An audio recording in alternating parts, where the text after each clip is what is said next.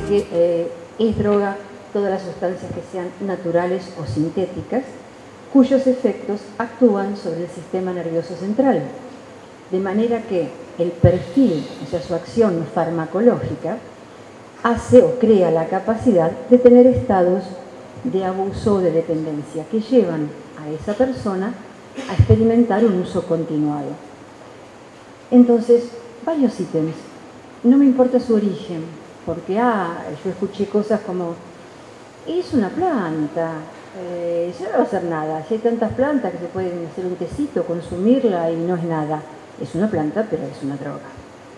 Que sea sintética tampoco importa mucho. Las pastillas pueden venir con cualquier tipo de efecto. Y que trabajan todas sobre el sistema nervioso central. Eso es fundamental que lo entendamos. No me va a pasar nada. Total, yo lo manejo. Total, no me hace nada. Total sí. Va a afectar desde la primera vez que se consume y así en carácter cada vez progresivo.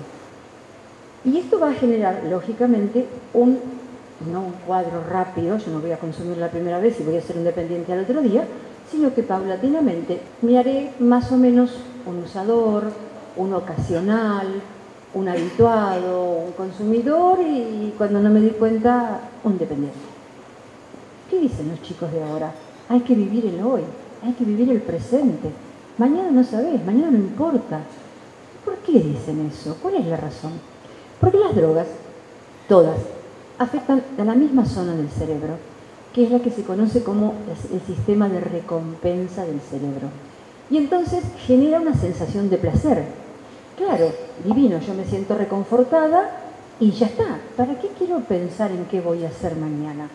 Pero sin embargo, esto que me está brindando un placer hace que decrezca el poder del cerebro cortical, que es el cerebro superior, aquel que nos permite el razonamiento, aquel que nos diferencia del mundo animal, y hace que triunfe el poder del cerebro primitivo. Las drogas afectan los centros superiores y alteran la toma de decisión. Por eso yo decía, pierdo la libertad, me vuelvo un autómata, no puedo elegir, provocan lesiones en el lóbulo frontal, que es el que permite la evolución del ser humano. Reducen las drogas la plasticidad cerebral, o sea, achicharran el cerebro. ¿Qué cuando dicen, está quemado, tiene las neuronas quemadas? Sí, señor, tiene el cerebro achicharrado, porque son causa el consumo de drogas de la muerte neuronal. Ustedes saben que las neuronas es el único tejido del cuerpo humano que no tiene posibilidad de regenerarse. Entonces, bien gráfica esta imagen. Pero no solo eso, sino también que a nivel social, porque ustedes me dicen, bueno, perfecto, y déjelo, si quiere matar, ¿y para qué se mete? Que se muera. Se le charlan las neuronas, que se le quemen, se le pierden, que se le pierdan. Pero no es él solo, es un entorno social el que está afectado también. Y es como decía la doctora, esto le afecta a las emociones y afecta a todo su grupo familiar primero y a todo su grupo social después. Entonces no podemos pensar que esto es solo un problema de ese individuo, porque en definitiva también, aunque fuese un problema de ese individuo, la suma de individuos enfermos me va a dar una sociedad también enferma. Esto es innegable, las drogas han surgido y viven en el mundo desde que el hombre es hombre, la sociedad es sociedad, por algo fundamental, porque alivian el dolor, para eso han sido hechas, médicamente, pero tampoco yo puedo decir que no causan placer, porque si yo estoy dando una charla o una conferencia para adolescentes, me van a mirar con cara y van a decir, ay, fuera, ya está mintiendo desde el principio. Sí, producen un placer, pero el placer es momentáneo y las consecuencias vienen, que esa es la parte que no cuentan los que empiezan a consumir y llevan a otros al consumo. Le cuentan el ahora. Mira, ahora vas a estar súper, vas a entender todo, vas a estar contento, vas a poder relacionarte, vas a ser muy simpático, vas a estar en onda, muy cool. Después lo que pasa, bueno, no importa, qué sé yo. Va a tener cambios de humor y va a tener sensaciones de placer o displacer. Y muchas drogas, que fueron utilizadas por algunos psiquiatras, se dice que mejoran las relaciones interpersonales. Y esto lo van a escuchar ustedes de los adolescentes, porque yo me tomo una pastilla para ir al boliche y ¡wow! Me relaciono con medio mundo, me desinhibo y estoy bárbaro. Y entonces le doy a la pastilla, pero primeramente hice la previa con alcohol, no me lo olvidé, y después allá en el boliche hago la otra. se complica. Se va convirtiendo en un adicto a varias cosas, o al alcohol y a las drogas, o a las drogas con distintos efectos, y entonces empezamos a tener acá un cuadro que se complica mucho más. Me preguntaba recién en la radio, ¿y cuándo empieza una adicción? Y yo dije, esa es la pregunta del millón. No lo sé, no lo sabemos. No hay un límite definido. Esto es un hilo muy delgado. Yo podría decirles, bueno, a ver, la adicción termina, o sea, cuando termina la libertad de la persona y comienza el sufrimiento. No puedo decir eso, es totalmente subjetivo. Va a depender de cada persona, va a depender de su estructura psíquica, va a depender del tipo de droga que consuma, va a depender de la calidad del tipo de droga que consuma también.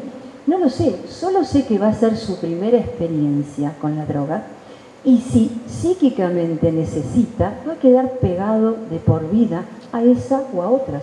Y ahí empieza su camino de ascenso. Y si tiene la suerte de que probó y no le gustó, como nos ha pasado a muchos que fumamos un primer cigarrillo y decimos, uy, oh, qué asco, no me gusta esto, nunca volvemos. Pero es definitivo y es trascendente ese momento. Yo podría decir que cuando una conducta o sustancia se transforma en el centro de su existencia, claro, cuando todo gira alrededor de la sustancia. Solamente vivo para tener la sustancia, consumirla, sentir placer, ir a comprar, volver a consumir, y el resto no me importa. O cuando la vida se define a través de la búsqueda del placer. Y esto nos pasa bastante con la juventud de ahora. No, ¿qué? ¿Eso tengo que hacer? No, no me gusta, no. Yo hago las cosas que quiero que me gustan, si no, no las hago. ¿Qué nos está pasando? Tenemos un miedo muy grande a enfrentar las cosas y solo lo que nos da placer posiblemente no sea lo que nos ayude a crecer. Y como no pude definir cuando empieza la adicción, me voy a tratar de definir lo que es el tráfico. A ver, el otro lado. ¿Qué tenemos del otro lado de la cosa? Tenemos una empresa.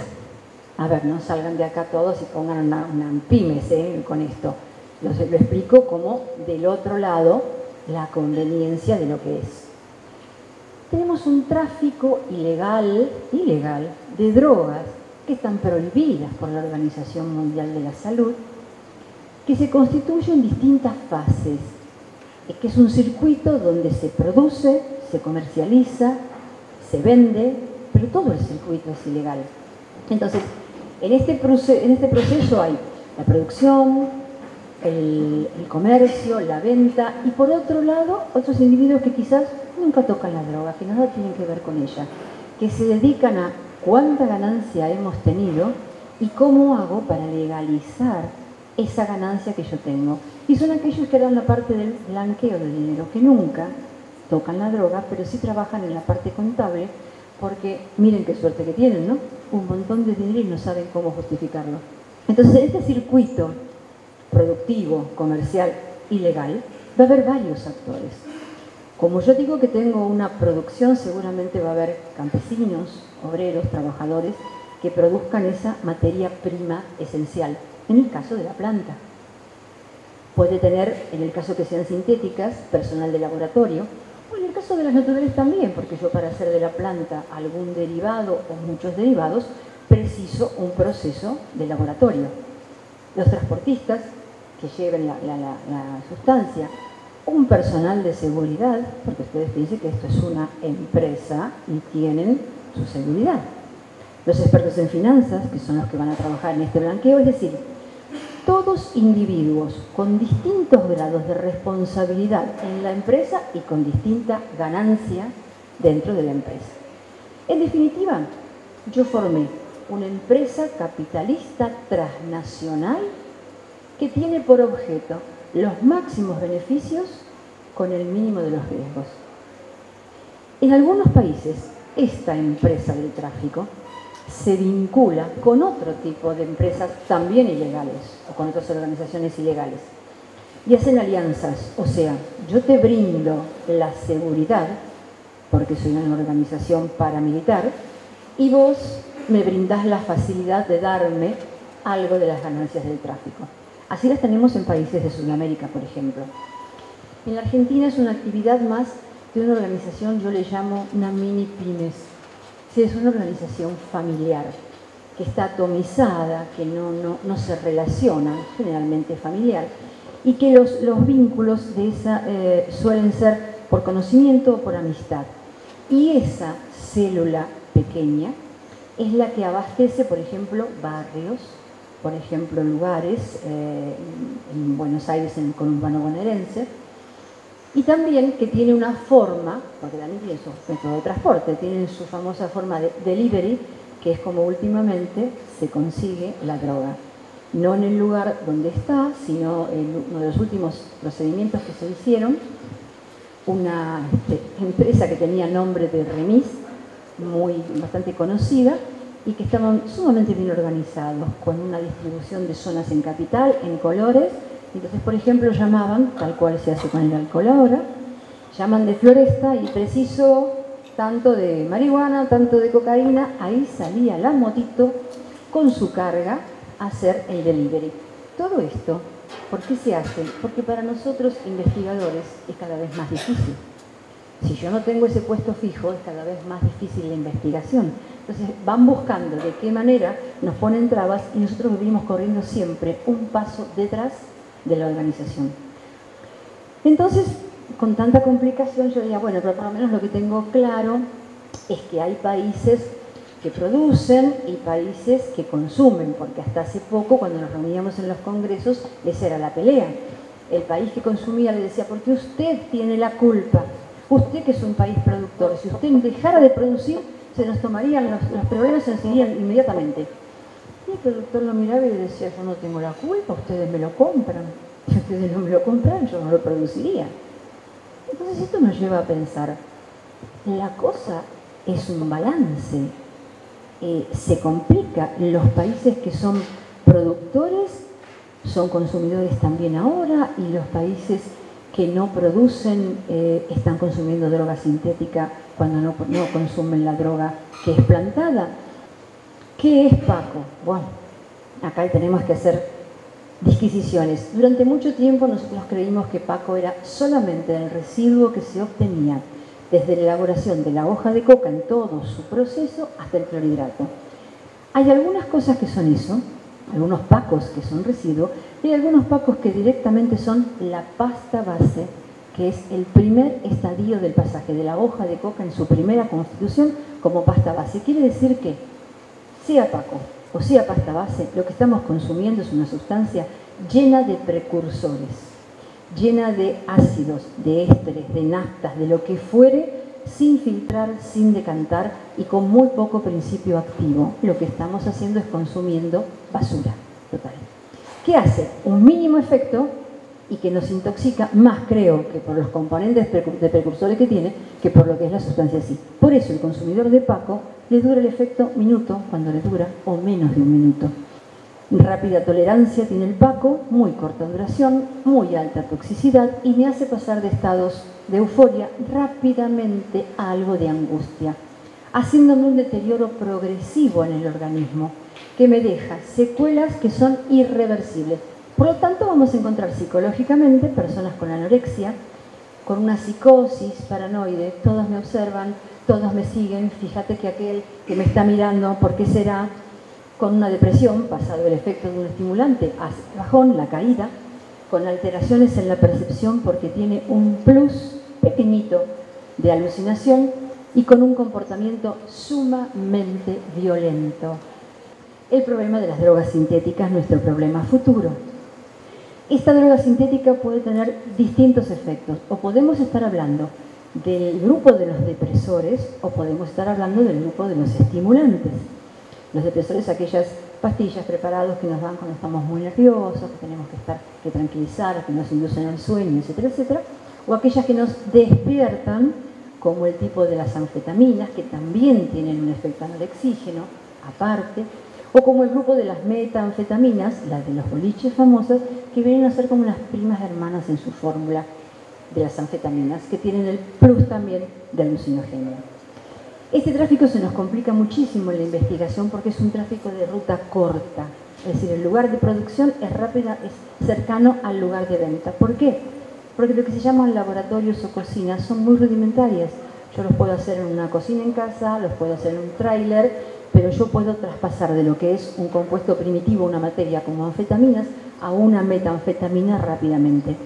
Y al no tener este lugar fijo, se dificulta el lugar donde se está produciendo. Ya fíjense que yo no busco un terreno cultivado, estoy buscando quién me está haciendo en este proceso de laboratorio esto.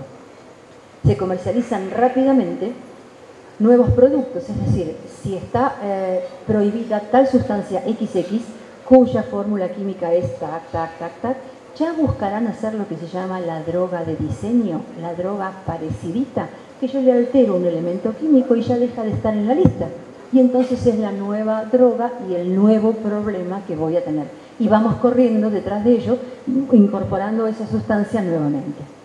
Hasta ahora la política que se fue implementando desde ese tiempo era creer que la erradicación del fenómeno adictivo iba a descender si se hacía una reducción de la oferta por medio de erradicación de los cultivos o de la producción. Lo que yo les decía, a ver, ¿cómo freno este fenómeno? Saquemos a todos los que producen droga y se terminó el problema de la droga. No se terminó en absoluto, porque la conducta de esa persona que va a consumir la sustancia la sigue teniendo y utilizará cualquier elemento doméstico para suplantar la droga que no tiene. Hagamos interdicción, decomisemos todas las drogas que pasan por acá. Sí, perfecto, podemos hacerla, pero la conducta no la modificamos. Encarezcamos en la calle el producto para que en vez de 100 les cueste 1000. Ninguno va a llegar. Mentira. Para la droga no es un problema la plata. La droga sí. Para comprar droga, si no se tiene plata, se consigue de alguna manera o de otra. ¿Por qué están errados? Porque no se considera que la demanda de drogas es un problema relativo a las adicciones y no se combate solamente con la parte operativa o con la parte de reducción. Acá tenemos dos integrantes en el fenómeno. Uno, trabajar sobre la reducción de la oferta, sí, que corresponde a las fuerzas, corresponde trabajar en todo lo que sea cuidar los cultivos, que no existan, la producción, los laboratorios, el que vende, pero por otro lado, como comunidad y como el resto de los que no pertenecen a las fuerzas, trabajemos sobre la demanda, trabajemos en lo que se llama la prevención de las adicciones. ¿Por qué? Porque si yo reduzco este perjuicio de la salud individual, también estoy reduciendo el perjuicio social para toda mi comunidad. Si yo puedo formar niños que sepan ante la situación de la oferta de la droga qué es lo que tienen que decir y qué alternativa tomar, yo tendré, con suerte, una sociedad mucho más sana.